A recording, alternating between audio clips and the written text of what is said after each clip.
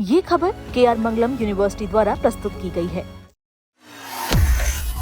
अगर आप सरकारी नौकरी में थे और इस समय पेंशन पा रहे हैं तो ये खबर आपके लिए है। दरअसल 2024 में लॉन्च और 1 अप्रैल 2025 से लागू हुई यूनिफाइड पेंशन स्कीम यानी यूपीएस पर सरकार ने संसद के मॉनसून सत्र में एक बड़ा अपडेट दिया है।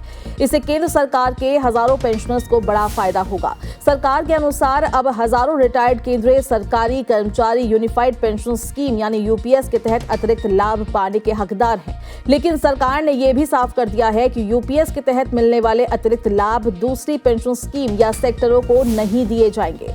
लोकसभा में एक सवाल का जवाब देते हुए वित्त राज्य मंत्री पंकज चौधरी ने कहा कि केंद्र सरकार के 25,756 रिटायर्ड सब्सक्राइबर यूपीएस के तहत अतिरिक्त लाभ का दावा करने के पात्र हैं। उन्होंने इस स्कीम के तहत मिले और प्रोसेस किए गए दावों के ताजा आंकड़े भी जारी किए। वित्त राज्य मंत्री पंकज चौधरी के लिखित जवाब के अनुसार 9 जुलाई 2026 तक यूनिफाइड पेंशन स्कीम के तहत 12,258 दावे मिले थे।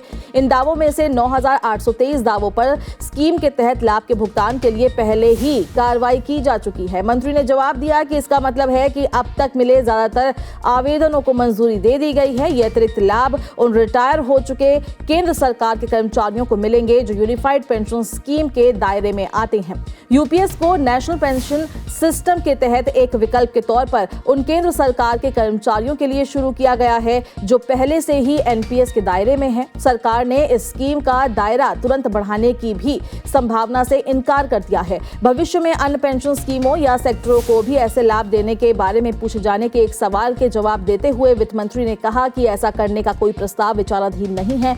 यूनिफाइड पेंशन स्कीम के तहत सरकार ये पक्का करेगी कि कर्मचारियों को उनकी सैलरी का 50% पेंशन के तौर पर मिले। पेंशन स्कीम में सरकार का योगदान 14% से बढ़कर 18.5% हो गया है। ये स्कीम सरकारी कर्मचारियों को रिटायरमेंट से ठीक पहले के 12 महीनों की औसत बेसिक सैलरी का 50% पेंशन के तौर पर देने की गारंटी देती है, बशर्ते उन्होंने कम से कम 25 साल की सर्विस पूरी की हो। पेंशन भोगी की मौत होने पर उनके परिवार को उस पेंशन राशि का 60% मिलेगा जो पेंशन भोगी की मौत के समय दी जा रही थी।